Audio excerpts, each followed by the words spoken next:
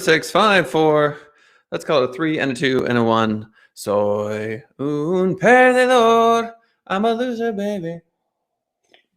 So why don't you kill me? Welcome to Marketing as a Foreign Language. That's a song by Beck. My name is Kellen Kautzman. Today on the show, we're going to be talking about Twitter stock soaring. Why the heck is that happening? I'll tell you all about it. Facebook says it will pay over $1 billion to the news industry. Why the heck would they do something like that? Expanded parental control on YouTube. What is that story? New LinkedIn tools for company pages. You can learn about that. And 19-year-old cancer survivor and entrepreneur. So let's start with the main story of the day. Twitter stock soaring. It is way up. Taking a look at Twitter stock as of January 15th was $45.18. Now it is at $76.81, kind of by way of Bitcoin. Not quite as cool, but getting there.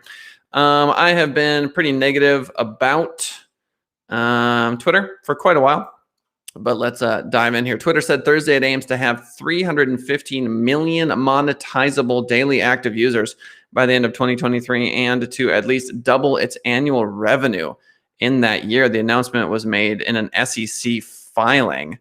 It's up more than 5% as of Thursday afternoon. This is the first time, according to CNBC.com, that Twitter has set long-term goals for revenue and daily users, and it comes ahead of the company's analyst day on Thursday afternoon. Twitter said in its last earnings report, it had 192 million daily active users in Q4 of 2020. Doubling its annual revenue would mean going from 3.7 billion to at least 7.5 billion by 2023. The company also set a goal of doubling its development velocity. So I am probably just completely off base when it comes to thinking that Twitter is a dumpster fire and a garbage heap. It still feels like a dumpster fire and it still feels like a garbage heap to me. But this is probably me just speaking out of ignorance. Twitter users out there, what am I missing? What am I not understanding? I feel like Twitter, for the vast majority of small businesses, is not that great of a social media platform. I've never seen a link from Twitter pointing back to a website on Google Search Console, that is to say, which is Google's tool that lets us know what they're taking a look at. So as far as I can tell, Google's not really factoring it in. And then Facebook makes a lot of sense for business. Twitter, I don't know. If you are a retro dress shop, I get it. If you're selling something interesting or engaging, then Twitter, yes. If you are a talking head celebrity, then yes. If you're a newscaster, yep. If you're a president, for sure, Twitter, go right ahead. I have not been bullish on the Twitter subscription model yet, but I am willing to be corrected. The market is saying, look, we think Twitter is going to absolutely crush it. I am literally live streaming on Twitter right now, so it's not like I'm not using it. But in my heart of hearts, I still don't think it's there. It feels very 90s bubblicious, if that makes any sense. I'm just not feeling the Twitter. Tell me I'm wrong. Facebook says it will pay over $1 billion to the news industry. This from NBCnews.com. All links to all articles are right there in the description. Facebook knowingly supplied its advertisers with false metrics for years, according to the article, and court documents unsealed this week. Oh, no, wait, this is the wrong one. Let me pull that up. That was last week's. This is the article today. And 5, 4, 3. News companies want Google and Facebook to pay for the news that appears on their platforms. Facebook, following in Google's footsteps, says it plans to invest $1 billion to, quote, support the news industry. I find this ironic given the fact that they are very much fighting legislative battles in various states right now. And so for them to say, oh, we're going to give love to the news outlets is perhaps a bit hypocritical. They're saying, the right hand is saying, I'm going to fight you in Australia, right, and England and some of these other countries. I'm going to fight you, news people. But you know what? It's fine because we're going to give you $1 billion. Very strange indeed. The social networking giant, according to NBCnews.com, which has been tussling with Australia, thank you very much, over a law that would make social platforms pay news organizations, said it has invested $600 million since 2018 in news Google said in October that it would pay publishers $1 billion over the next 3 years. News companies want Google and Facebook to pay for the news that appears on their platforms. Governments in Europe and Australia are increasingly sympathetic to this point of view. Let's read that again. News companies want Google and Facebook to pay for the news that appears on their platform. This is not a crazy idea to me for news companies to want to get a cut if Facebook is simply going to take that news and put it onto their platform. Facebook said on Tuesday, according to the article, it would lift a ban on news links in Australian. That seems like a typo. After the government agreed to tweak proposed legislation that would help publishers negotiate payments with Facebook and Google. Facebook was criticized for its ban, which also temporarily cut access to government pandemic, public health, and emergency services on the social networking site, which on its face is quite unethical.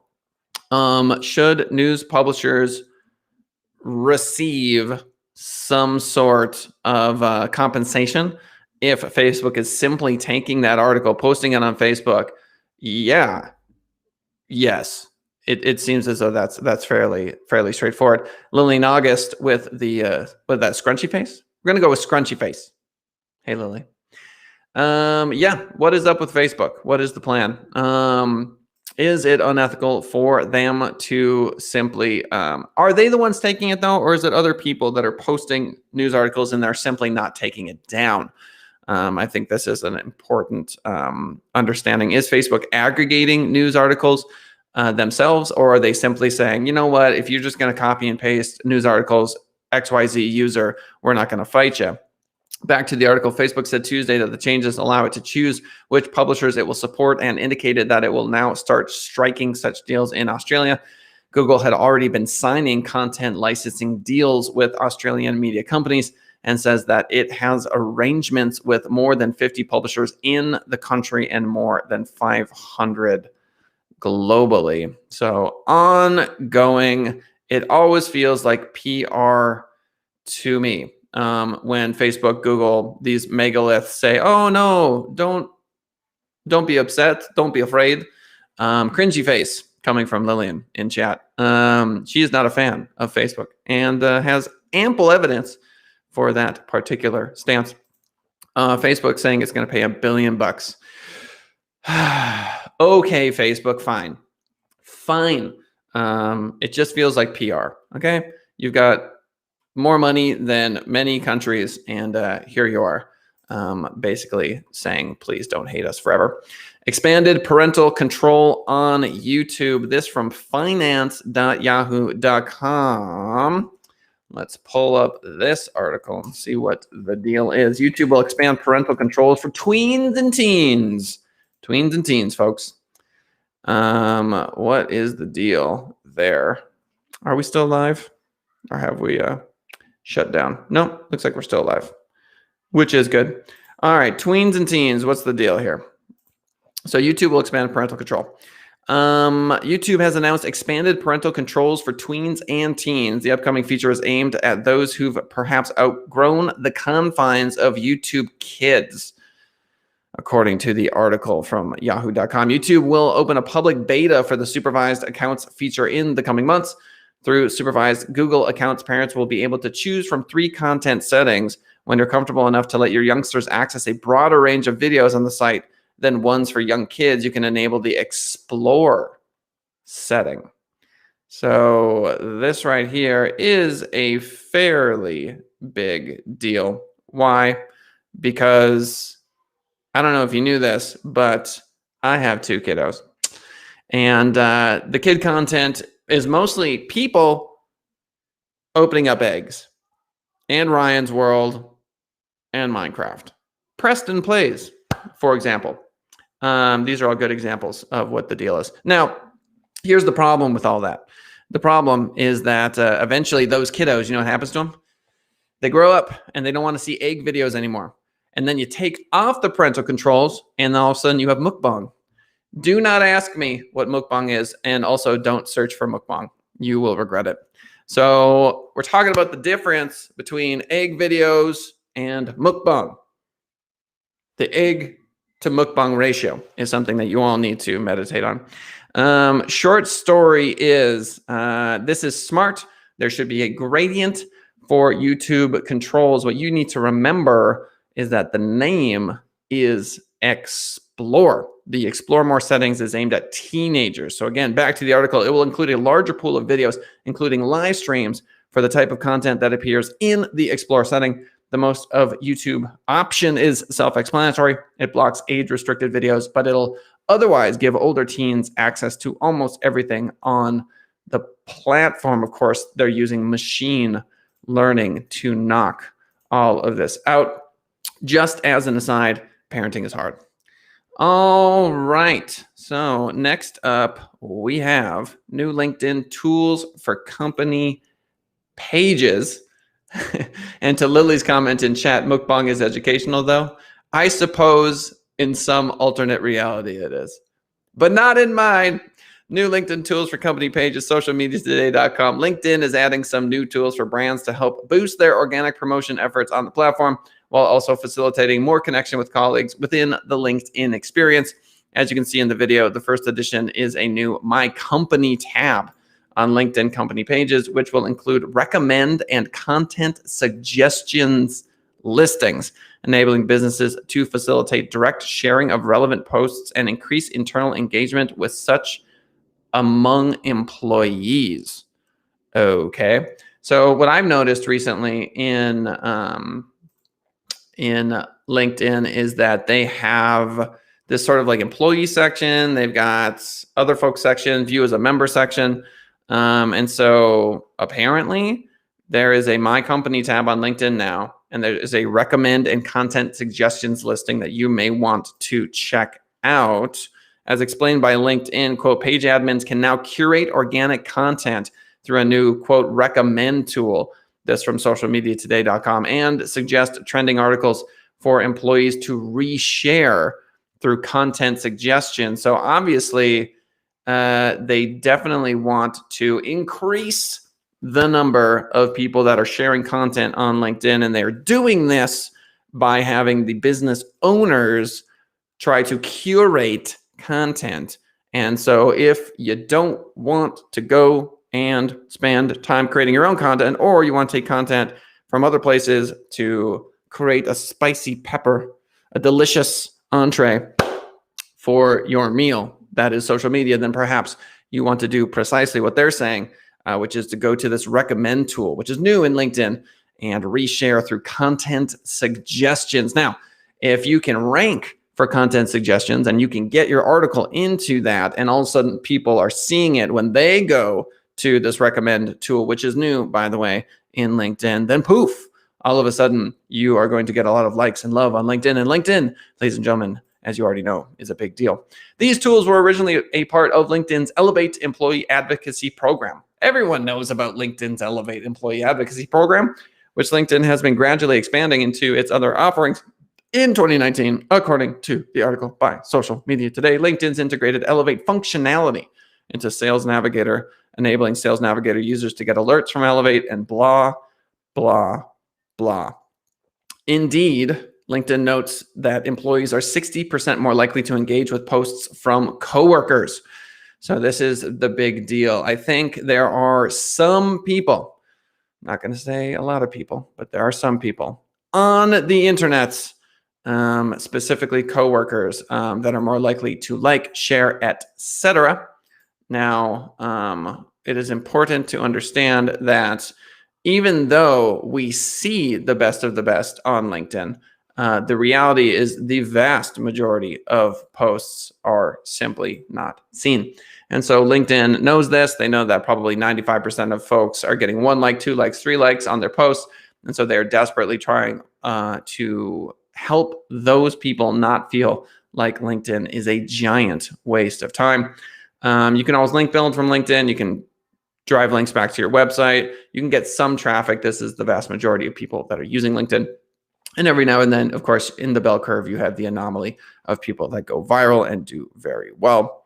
Final bit from the article, quote, that's a significant opportunity, and these new tools will provide more ways for businesses to tap into existing content behavior and also measure the results. So again, recommend tool and content suggestions in LinkedIn might be worth checking out. Final story of the day, 19-year-old cancer survivor and entrepreneur. This particular article is quite interesting. Imagine you're playing a game in which you have to guess the age of a contestant based on the experiences they've had in life. One claims to have worked at a large global company, built their own presence as an online influencer, started a marketing agency, and even survived cancer. How old would you think that person is? Suhit Amin can claim each. He's 19. Even the fact he turns 20 in March shouldn't be enough to pick up our collective jaws. The first sign that something wasn't right with his health came in late 2017. He was in the car and he felt a lump in his neck. He thought nothing of it. It turned out to be cancer, stage 2A Hodgkin's lymphoma. He was in a state of shock. Obviously, there's a 15% of people mortality rate of him, 85% chance of survival. Now, his entry point to esports and influencers was as a gamer. There's a lot of folks like him in the world, and then YouTuber himself. His Chain X channel featured content around Five Nights and Freddy's Source filmmaker animations and gaming. I don't even know what those things are, not going to lie. It grew to more than 37,000 subscribers and had millions of monthly views. As he learned more about the business of YouTubing, his entrepreneurial drive kicked in. Amin began managing what YouTubers call multi-channel networks. Think talent management. Amin handled the advertising and promotions for a cluster of YouTube stars so they could focus on creating content. His connections and savvy in these ecosystems led to an opportunity leading marketing for Frag Radio. So basically, this dude's killing it. Quote, from a very young age, my parents instilled in me the importance of turning a negative into a positive. This is the primary skill required to be a human in 2019. Quote, it took me a little while after the diagnosis, but I would go to each treatment thinking only 11 more to go, only 10 more to go. Incredible. Incredible. So he builds an agency. He has cancer. He absolutely crushes it. Remember the name Suhit Amin, because we are likely to hear more from him in the future. So it just goes to show that if you're feeling down, if you're feeling like things are rough in your life, there may be folks that are taking more drastically difficult and painful experiences and manifesting them into positive experiences, which isn't to say that your suffering doesn't matter. It, of course, does. Just know that every single person suffers, and it is all about the transmutation of that suffering that leads us into a life that we can be proud of. Ladies and gentlemen, let's summarize Twitter stock soaring.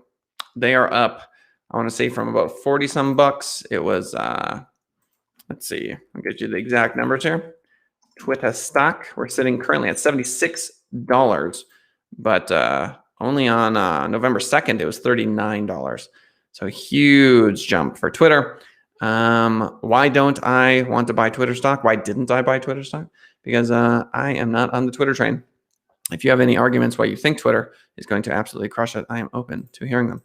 Facebook says it will pay over $1 billion to the news industry. It feels like PR to me. We will see what they actually do and if they actually, when they're working with legislators, give people favorable deals. Because this, to me, is the core of the ethics. Are they giving the Australian government a fair shake? Or are they simply taking as much money as possible, turning around and saying, oh, look how charitable we are. We're giving money away. Don't hate us forever. Expanded parental control on YouTube. Thank goodness for this sort of thing. Because, again, it's very binary. They see almost nothing, and then they see everything. It's the Teletubbies to mukbang ratio. Do y'all know about the Teletubbies to mukbang ratio? Well, you do now. Good for YouTube on making this just a bit more flexible. YouTube is a big deal, obviously. All right. New LinkedIn tools for company pages. You may want to check out under the My Company tab, recommend and content suggestions. It turns out that you may be able to curate more content on your LinkedIn page, make your life just a little bit easier. And last but not least, don't forget that there are some people that are struggling big time. 19-year-old cancer survivor and entrepreneur doing incredible work on the planet. Ladies and gentlemen, thanks for swinging on by the show today, and thank you for letting me do this new format. My old school PowerPoint format got a little funky. I had to download Streamlabs this morning, and that's why things look a little bit different than normal. All right. What are the chances that I actually know how to turn this off? Let's see. There we go. I think that's how you do it. All right. Well, ladies and gentlemen, it's been fun. It's been real. Oh, and we